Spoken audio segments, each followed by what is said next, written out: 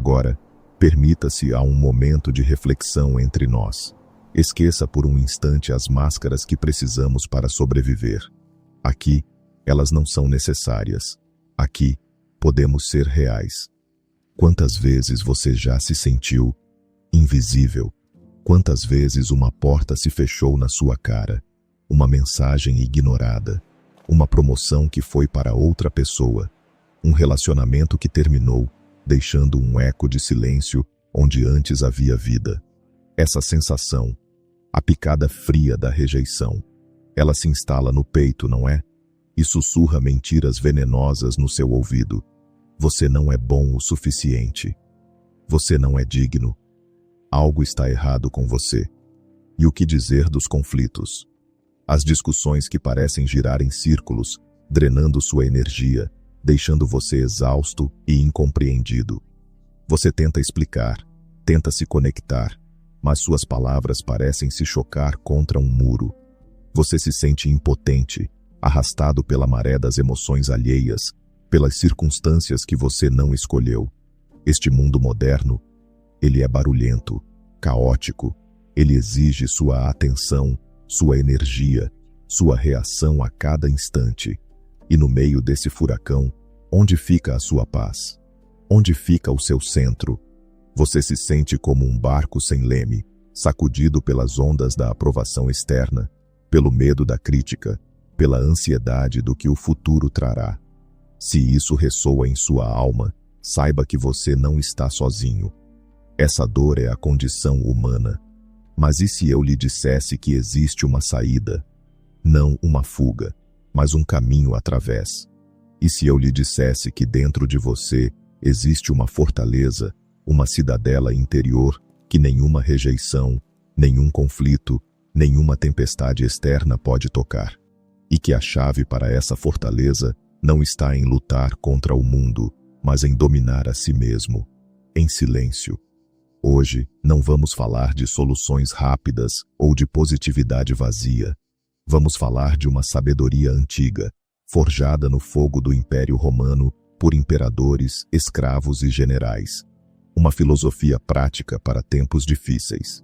Vamos falar sobre o estoicismo e sobre como você pode usá-lo para reconstruir sua vida, do interior para o exterior. Fique comigo nesta jornada. Imagine um velho mestre oleiro, conhecido em todo o reino por criar as peças mais belas e resistentes. Em sua oficina, 2 aprendizes trabalham lado a lado. Um dia, uma nova remessa de argila chega. Mas não é a argila pura e macia que eles esperavam. Esta é difícil, cheia de pedrinhas, impurezas e com uma textura irregular. O primeiro aprendiz, ao sentir a argila, pragueja. Como posso criar algo de valor com este lixo? Ele grita. Ele joga a argila com força no torno, tentando domá-la pela força bruta. Ele luta, sua o suor, sua frustração cresce. Quando ele finalmente molda um vaso e o leva ao forno, a peça, cheia de tensões invisíveis, racha e se desfaz em pedaços. Ele culpa a argila, o fogo, o destino. O mestre oleiro, por sua vez, aproxima-se da mesma argila com reverência. Ele a sente em suas mãos, não como um inimigo, mas como um parceiro. Ele não amaldiçoa as pedrinhas, ele as remove pacientemente, uma por uma. Ele não luta contra a textura irregular, ele a incorpora ao seu design, criando um padrão único que nenhuma argila perfeita poderia oferecer. Ele não impõe sua vontade à argila. Ele escuta o que a argila pode se tornar. Com movimentos calmos e focados, ele a centraliza no torno, e com uma pressão suave e constante, ele a guia. O vaso que emerge não é o que ele talvez tivesse planejado inicialmente, mas é honesto, forte e possui uma beleza rústica e singular. Ele sobrevive ao forno e emerge ainda mais forte. Nós somos o oleiro, a argila. A argila são os eventos da nossa vida. A rejeição, o conflito, a perda, a doença. São as circunstâncias que não podemos controlar. Podemos ser como o primeiro aprendiz, lutar, reclamar, culpar o material que nos foi dado e, no final, acabar quebrados e frustrados. Ou podemos ser como o mestre oleiro, aceitar a argila como ela é, trabalhar com ela, não contra ela, entender que o poder não está em controlar o material, mas em dominar nossa habilidade, nossa percepção e nossa resposta. A obra-prima não é o vaso, mas o caráter do oleiro que se fortalece a cada desafio. A filosofia estoica nos ensina a sermos esse mestre, e hoje você aprenderá os segredos do seu ofício. Vamos explorar os 10 pilares estoicos para reconstruir a sua fortaleza interior. A construção de sua fortaleza interior começa com o entendimento de suas fundações. Vamos assentar o primeiro pilar. Pilar número 1. O domínio da cidadela interior, a dicotomia do controle. Você já se sentiu ansioso por causa de uma entrevista de emprego? Pela opinião de alguém sobre você? Pela situação política do país? Essa ansiedade é o resultado de uma confusão fundamental. A dor que sentimos vem de tentar controlar o que está, por natureza, fora do nosso controle. Epicteto, um filósofo que nasceu escravo e se tornou um dos mais influentes mestres estoicos, resumiu a base de toda a filosofia em uma única e poderosa ideia. Algumas coisas estão sob nosso controle e outras não. Sob nosso controle estão nossas opiniões, nossos julgamentos, nossas escolhas, nossas ações. Em suma, nosso mundo interior. Fora do nosso controle está todo o resto. A opinião dos outros, nossa saúde, nossa riqueza, o resultado de nossos esforços. Parece simples, mas é a lição mais difícil de internalizar. A sociedade moderna nos treina para sermos o primeiro aprendiz de oleiro, para acreditar que podemos forçar o mundo a se moldar à nossa vontade. E quando o mundo resiste, como sempre faz, nós nos quebramos. A solução estoica: libertar-se. Em silêncio, faça um inventário radical da sua vida. O que está verdadeiramente sob o seu poder? A sua reação a um insulto, não o insulto em si. A sua preparação para a entrevista, não a decisão do entrevistador. A sua honestidade em um relacionamento, não a lealdade do outro. Ao focar sua energia exclusivamente na sua cidadela interior, algo milagroso acontece. O ruído do mundo diminui. A ansiedade se dissipa. Você para de ser uma folha ao vento e se torna a árvore, com raízes profundas, capaz de suportar qualquer tempestade. Este é o primeiro passo para a verdadeira liberdade. Pilar número 2. A alquimia da adversidade, transformando rejeição em oportunidade. Vamos falar sobre Albert Einstein. Hoje, seu nome é sinônimo de gênio. Mas você sabia que ele foi rejeitado? Após se formar, ele não conseguiu um cargo acadêmico. Foi ignorado pela comunidade científica. Ele foi forçado a aceitar um emprego humilde em um escritório de patentes em Berna. Para o mundo, era um fracasso, uma rejeição. Para o aprendiz de oleiro, seria o fim. Mas para Einstein, o mestre, aquele escritório se tornou seu santuário. Livre das pressões e dogmas acadêmicos, sua mente pôde vagar livremente. Foi naquele silêncio, naquela obscuridade, que ele desenvolveu a teoria da relatividade. A rejeição não o destruiu, ela o libertou. É isso que os estoicos querem dizer quando afirmam que o obstáculo é o caminho. A dor da rejeição não vem do evento em si. A porta fechada, o não recebido. Ela vem da nossa interpretação. Isso significa que sou um fracasso. Os estoicos nos convidam a praticar uma alquimia mental. Quando confrontado com a rejeição, pergunte-se: o que isso me ensina sobre mim mesmo e sobre minha abordagem? Qual habilidade isso me força a desenvolver? Resiliência? Paciência? Uma nova estratégia? Qual oportunidade inesperada essa porta fechada acaba de abrir? Como Marco Aurélio, o imperador filósofo, Escreveu para si mesmo: o impedimento à ação avança a ação. O que está no caminho se torna o caminho. A rejeição não é uma parede, é um degrau. Use-a para subir mais alto. Pilar número 3. A sabedoria da impermanência. A prática do memento mori. Você se preocupa com coisas pequenas? Guarda rancor por uma ofensa passada? Adia seus sonhos por medo do fracasso? Os estoicos tinham um antídoto poderoso para essa paralisia: a meditação sobre a própria mortalidade. Memento mori. Lembre-se de que você é mortal. Isso não é para ser mórbido, é para ser um catalisador. Imagine que você tem apenas mais um ano de vida. Você gastaria seu tempo precioso se preocupando com a opinião de estranhos na internet? Você continuaria em um trabalho que drena sua alma?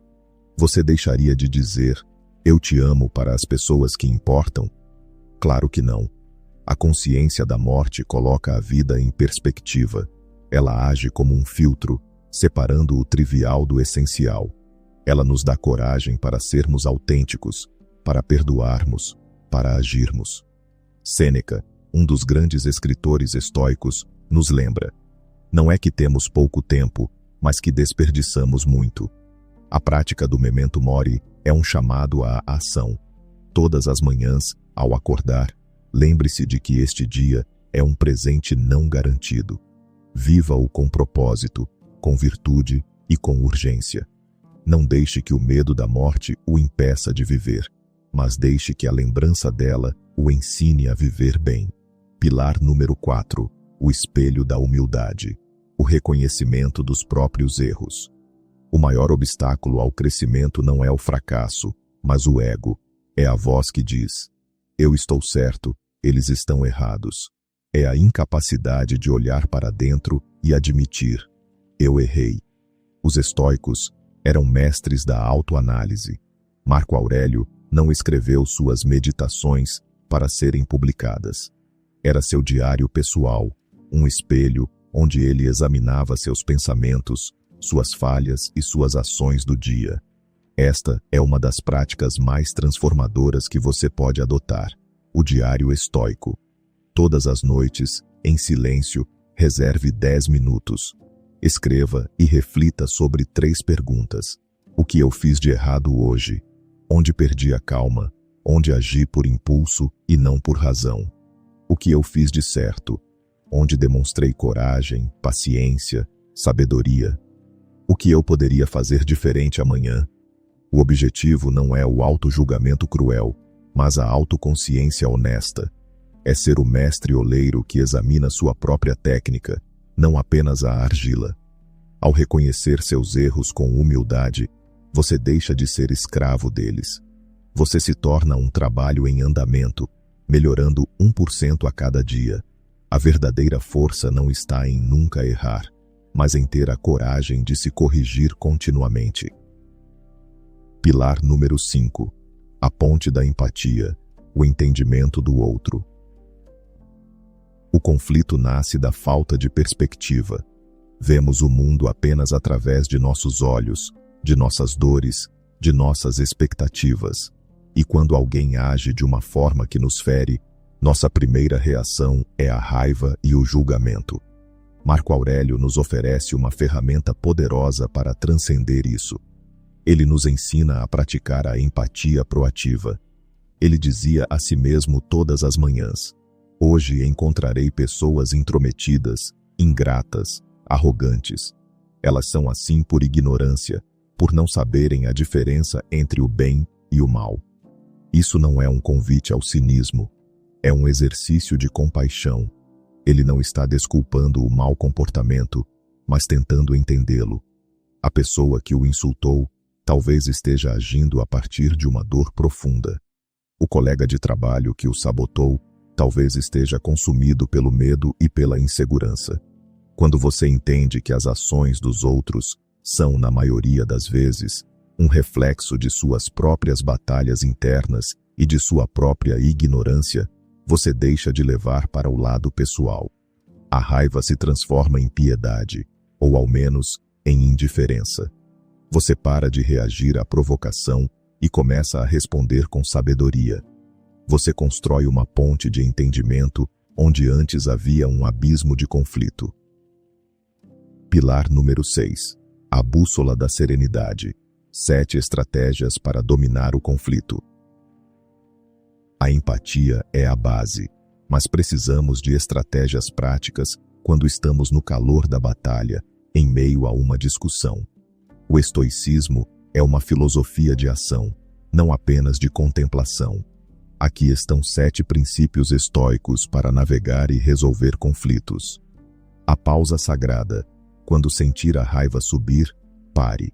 Epicteto aconselhava a esperar antes de responder, nem que fosse o tempo de recitar o alfabeto.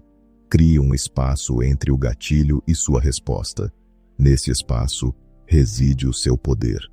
Questione a primeira impressão. Nossas mentes criam histórias instantâneas. Ele disse isso para me humilhar. Desafie essa história. Pergunte: qual é o fato objetivo aqui? E qual é a interpretação que estou adicionando? Foque nos fatos. Remova a linguagem carregada de emoção. Em vez de "você nunca me escuta", tente "eu sinto que não fui ouvido quando compartilhei minha preocupação". Fale sobre o comportamento, não sobre o caráter. Lembre-se do objetivo comum. Em um relacionamento ou em uma equipe, qual é o objetivo maior? A harmonia? A solução de um problema? Lembre ao outro e a si mesmo que vocês estão do mesmo lado, contra o problema, e não um contra o outro. Use a razão, não o veneno. Evite insultos, sarcasmo e generalizações. Isso apenas alimenta o fogo. Apresente seu ponto de vista com calma e lógica. Como Sêneca dizia, a raiva é uma forma de loucura temporária. Não tome decisões nesse estado. Pratique a escuta ativa. Tente entender a perspectiva do outro, tão bem que você consiga repeti-la para a satisfação dele. Muitas vezes, as pessoas só querem se sentir ouvidas. Aceite o incontrolável. Por fim, aceite que você não pode controlar a reação ou a opinião da outra pessoa. Você pode apenas controlar a sua própria conduta. Apresente seu caso com virtude e serenidade, e depois, solte o resultado. Dominar essas estratégias é dominar a si mesmo, é transformar o campo de batalha do conflito em um campo de treinamento para a sabedoria. Pilar número 7. O escudo da indiferença seletiva. A arte de não se importar. Nossa sociedade nos ensina a nos importarmos com tudo. O número de seguidores, a marca de nossas roupas, o tamanho de nossa casa, a aprovação de todos. E isso nos torna incrivelmente frágeis. Nossa paz interior sobe e desce ao sabor de eventos externos. Os estoicos propõem uma ideia radical: a prática da indiferença seletiva. Eles dividiam o mundo em 3 categorias: o bem, a virtude, nossa capacidade de agir com sabedoria, justiça, coragem e temperança. Isso é a única coisa que realmente importa. O mal, o vício, agir com ignorância, injustiça, covardia. Os indiferentes, todo o resto: riqueza, saúde, reputação, dor, prazer. Eles chamavam essas coisas de indiferentes, não porque não tivessem valor, mas porque não tinham valor moral. São preferíveis ou não preferíveis. É preferível ter saúde a ficar doente, ser rico a ser pobre. Mas ter essas coisas não o torna uma pessoa melhor. E não tê-las não o torna uma pessoa pior. O segredo é desejar essas coisas sem se apegar a elas. Trabalhe por uma promoção, mas não coloque sua autoestima no resultado. Cuide de sua saúde, mas aceite a fragilidade do corpo. Construa uma boa reputação, mas não se desespere com uma crítica injusta. Este é o seu escudo. Quando você internaliza que sua paz e seu valor como ser humano vem de sua virtude interior e não de conquistas externas, você se torna invulnerável. A rejeição pode doer, mas não pode quebrar você. O fracasso pode desapontar, mas não pode definir você. Você se importa profundamente com o que é certo e aprende a sorrir com serenidade para todo o resto. Pilar número 8. A harmonia com o Logos. Viver segundo a natureza e a razão. Você já se sentiu em guerra com a vida? Lutando contra as cartas que lhe foram dadas, desejando que a realidade fosse diferente? Essa luta é a principal fonte de nosso sofrimento. Os estoicos acreditavam que o universo é governado por uma razão divina, uma ordem universal que eles chamavam de Logos. Nossa natureza como seres humanos é sermos racionais. Portanto, viver uma boa vida é viver em harmonia com essa razão, tanto a nossa quanto a do universo. Isso significa aceitar o fluxo da vida, não com resignação passiva, mas com uma aceitação ativa e alegre. É o conceito de amor fati, amar o seu destino. Seja o que for que aconteça, aceite como se você mesmo o tivesse escolhido. Se você adoece, este é o seu novo campo de treinamento para a paciência. Se você perde o emprego, esta é a sua oportunidade para a reinvenção. Se alguém o trai, esta é a sua chance de praticar o perdão. Não se trata de fingir que eventos ruins são bons. Trata-se de entender que, dentro da ordem maior das coisas, tudo pode servir a um propósito para o fortalecimento do seu caráter. Uma forma prática de se conectar com essa harmonia é passar tempo na natureza. Observe a resiliência de uma árvore que cresce em uma rocha, a calma de um lago, a interconexão de um ecossistema. A natureza não se apressa, nem se desespera. Ela simplesmente é. Ao passar tempo em silêncio na natureza, você se lembra de que também é parte dessa ordem vasta e racional. Você encontra serenidade ao se alinhar com o ritmo do universo. Pilar número 9. A clareza da simplicidade, eliminando o não essencial. Vivemos em uma era de excesso de informação, de escolhas, de posses, de distrações. E esse excesso gera uma ansiedade profunda. Sentimos-nos constantemente ocupados, mas raramente produtivos em coisas que realmente importam. Os estoicos eram defensores de uma vida simples e focada. Sêneca, embora fosse um homem rico, praticava regularmente a pobreza voluntária, vivendo com o mínimo por alguns dias para se lembrar do que era verdadeiramente essencial. Você não precisa ir a extremos, mas pode aplicar o princípio em sua vida hoje. Olhe ao seu redor, olhe para sua agenda, olhe para seus compromissos, e para cada coisa, faça a pergunta de Marco Aurélio: isso é essencial? É essencial checar as redes sociais a cada 5 minutos? É essencial assistir a mais uma série? É essencial comprar aquele objeto que você não precisa? É essencial manter amizades que só drenam sua energia? Aprenda o poder da palavra não. Diga não ao que não importa para que você possa dizer um sim ressonante ao que verdadeiramente importa. Seu trabalho focado, seus relacionamentos significativos, seu crescimento interior, seu tempo de silêncio. Ao eliminar o ruído, você ganha clareza. Ao subtrair o não essencial, você multiplica sua paz e seu propósito. A simplicidade não é privação, é a liberdade de focar sua vida naquilo que preenche sua alma. Pilar número 10. O mestre interior, a voz das nossas opiniões. Chegamos ao pilar final, que sustenta todos os outros. É a lição mais profunda de Epicteto. Não são os eventos que nos perturbam, mas nossas opiniões sobre eles. Pense nisso. O evento, fui demitido, é neutro, é um fato. A dor vem da opinião que se segue. Eu sou um fracasso. Meu futuro está arruinado. Ninguém vai me querer. É essa segunda camada, a história que contamos a nós mesmos, que causa 100% do nosso sofrimento. A prática estoica definitiva é se tornar o observador de seus pensamentos. Quando uma emoção negativa surgir, raiva, medo, tristeza, Não a aceite cegamente. Dê um passo para trás e investigue-a. Pergunte a si mesmo: qual pensamento, qual julgamento está causando essa emoção? Isole a opinião. Estou me sentindo ansioso porque estou pensando que vou falhar na apresentação. Agora questione essa opinião como um advogado faria. É 100% verdade que vou falhar? Existe outra maneira de ver isso?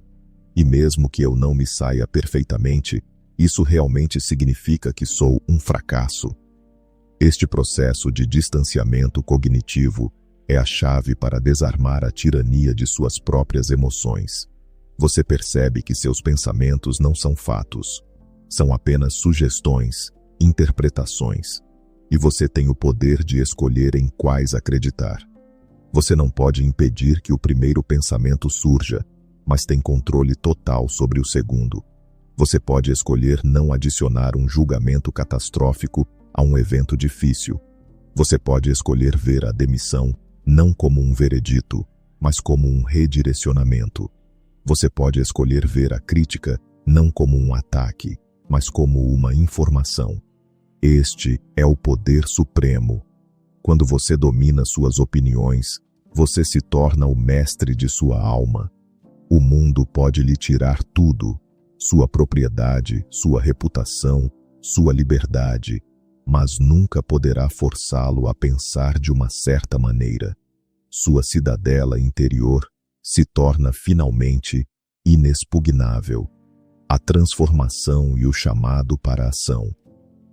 Nós viajamos longe hoje, da dor da rejeição à oficina do mestre oleiro, através dos 10 pilares que sustentam uma vida de tranquilidade e força. Lembre-se, a filosofia que exploramos não é um conjunto de ideias abstratas para serem admiradas em um livro. É uma espada para ser empunhada na arena da vida. É um kit de ferramentas para ser usado todos os dias. A paz que você procura não será encontrada em um novo emprego, em um novo relacionamento ou na aprovação dos outros. Ela não está lá fora, ela está aí dentro, na sua capacidade de distinguir o que você pode e não pode controlar, na sua alquimia para transformar obstáculos em degraus, na sua decisão de focar no essencial e de dominar suas próprias opiniões. Você não é a argila frágil. Você não é o aprendiz frustrado. Você é o mestre oleiro. A vida lhe dará todos os tipos de material, alguns fáceis, outros terrivelmente difíceis. Seu trabalho não é amaldiçoar a argila. Seu trabalho é acender o fogo da sua razão, usar as mãos firmes da sua disciplina e moldar, com cada desafio, uma vida de virtude e um caráter inquebrável. Parabéns por investir esta hora em si mesmo. A maioria das pessoas busca distrações. Você buscou sabedoria. Esse ato, por si só, já é uma vitória. A jornada da sabedoria é pessoal, mas não precisa ser solitária.